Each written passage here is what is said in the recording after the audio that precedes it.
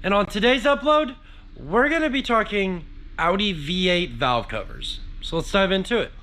Hello everybody, welcome back to the channel. I know I already said what we're doing. We're working on a 4.2 liter V8. So we're gonna continue down the rabbit hole of, 4.2 liter of this whole 4.2 liter maintenance series. For any of you guys who are new to the channel, my name's Jack. This is the S6 that we're going to be using. Proof is in the pudding. It's real. It's right there. It is a full estate, full of parts S6 wagon. She is a big girl. Look at that. Look at that. All of it. Would you just look at it? Typically in all of my uploads, guys, I usually have like fully assembled cars. But in this series, we're doing things a little bit different. So if you want to see the entire series and how to save your 4.2 and all that fun stuff, guys, make sure to click the subscribe button. I won't ask again, I promise. Let's get back to why we are here. Backstory. This S6 has basically been sitting for 5 years in a barn. It got daily driven. Customer got told that he had a whole bunch of problems and he just parked it because he loves the car. And it touched my heart that he loves his Audi, especially a C5. I'm a big C5 guy. Yeah, I'll pour one out for the homies all the time. But we got valve covers to do. So what do you gotta do to get the valve covers off? Well, normally, hold up, come on. All right. So normally you have these engine covers still on your engine. They go like that. Nope, like that right there. And then this one is over here. Like that, obviously. Since we've already got this engine kind of torn apart, I've already got it stripped down of all the major components. Alongside of, there's usually a big air box right here with an air intake tube that comes over that. You're gonna have to remove that. Coming over here to your coolant reservoir, I've already got this one unmounted because you have to move it to remove the intake manifold, but it's super simple to do. There's 3 T25 torque screws in it, and then on the very bottom, as you pull it up, there is a coolant temp sensor, which I'll cut to a clip on how that comes out. It's push in, pull your tab. There we go. Like all clips, when you go to take them apart, Germans are, you push them down, then pull your tab, and they'll pop right off. If you try to do it the other way around, if you try to just like pull your tab, it won't come off. If you push it down, then pull your tab, it comes right off every time. They're super easy to do. You just got to make sure you remember it's there, because I've seen plenty of people rip the harness right out of the pigtail, and they actually make a service kit for that because it's so common. Upside though, once you do it the first time, you have like 8 extra inches, so you never do it again. You will have to slide that guy out of the way. If you've already got your intake off because you're resealing the entire top end, this is going to be a great time. So in order to get these off, first you're gonna have to take off these two 10mm brackets, nuts here, and then you're just gonna go ahead and take off all these 10 mils that hold your coil packs on. Let's go ahead and get that done real quick, and then we'll move on to the next part of it. Easy thing I like to do here is usually just put my bolts back where they came from, especially if I have the ability to. If I don't, as far as these coil packs are concerned, don't worry about them being in any special order. It does not matter where they go back to.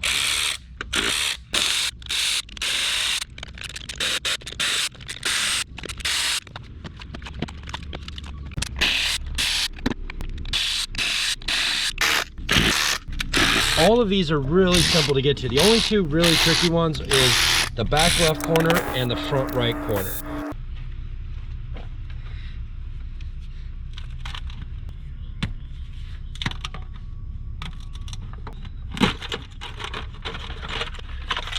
There we go. Ooh, that's nice and pretty. All right, well, we got that one off pretty easy. I will say this car was leaking a lot of oil back here. As just a general reference, you could see the smoke. Like once the car got up to temperature, you open the hood, you could definitively, one of those. You could tell there was smoke coming from the back half of the engine. Well, looks like there was an oil leak at some point, or has been for a while, around this cam sensor, cam chain adjuster right there. And if you look down in here, yeah, something's been leaking. Now there's a lot of residual oil in here. And what's probably happening is the valve cover's leaking in this corner specifically, and then just leaking onto this crossover tube, and then going down there to the exhaust manifold where you can see wet oil stains on the exhaust manifold. So that side's definitely leaking.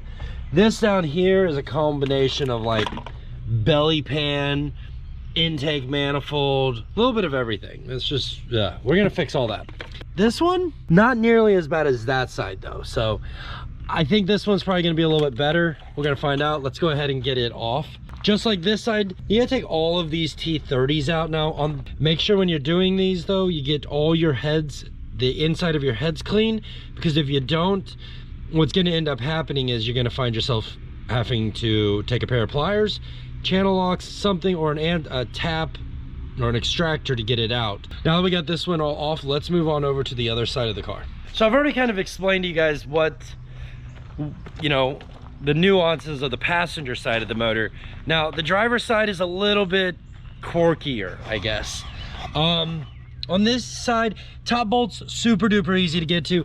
These bottom ones though are a little bit more tricky, icky. You're gonna have to use a lot of like extensions to get to that back corner. This one right here, you might have to do with a stubby wrench, like a stubby end. This one you'll be able to get to with a wrench. You'll be able to go extension going right down through there. And then this one, that cover comes off and you're gonna be able to get to it fairly easy. Ooh, this valve cover is definitely leaking in the front. Hardcore, you can see it all in there. Also looks like it's leaking up here, probably some in here too, and then just right down in there. Half of this problem's oil consumption, half of this car's oil consumption is gonna be solved just making the top end of the motor seal up again. If you guys are enjoying this video so far and you're finding value in it, please consider clicking that like button. It lets me know that you guys like this, even if you don't comment, and let's get back to it.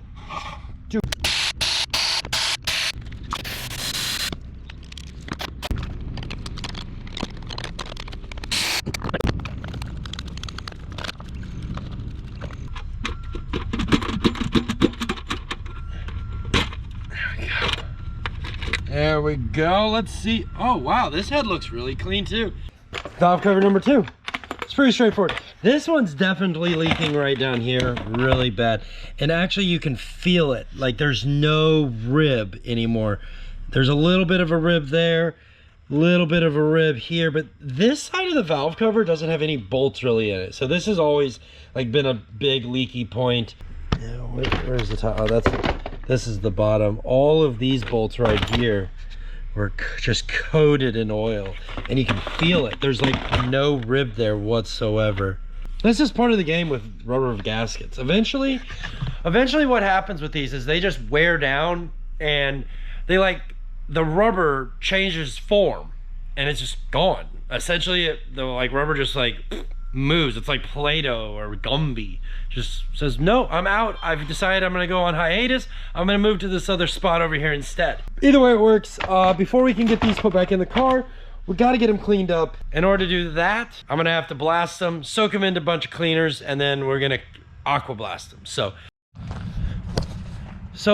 a really cool thing about pulling the valve covers off, being able to inspect the inside of your engine, is you're getting an opportunity at this point to kind of judge the health of how an engine looks and how it's overall running. There's no major gum up deposits. We don't got a lot of really bad oil, no sludge in here at all, which tells me that the owner who had this has actually taken really good care of it and that they've done their consistent oil changes. It also tells you that the overall health of your engine is in pretty good shape. It's got a lot, I think, just by what I see on the top end here, I'm willing to bet if we opened up the bottom end, it's gonna look just like that down there. Ultimately, it tells me this motor has a lot of life left in it. Yes, it's got some oil leaks. There's some things like that do need to be maintenance and changed, but these are like wear and tear items. The rubber gaskets on these engines, 2.7s, 4.2s, 2.8s, 1.8Ts, they've been known for years to not just, like every 40 to 60,000 miles, you gotta replace them. So on that note, that's where I'm gonna end it. If you found value in this video and it helped you get your valve covers off so that you could reinstall new valve cover gaskets, fantastic. Guys, if you wanna follow the S6 project as we continue down this maintenance rabbit hole and get her back on the road, consider subscribing to the channel, and I will see you guys in the next one. Thanks for watching, thanks for subscribing, peace, I'm Audi.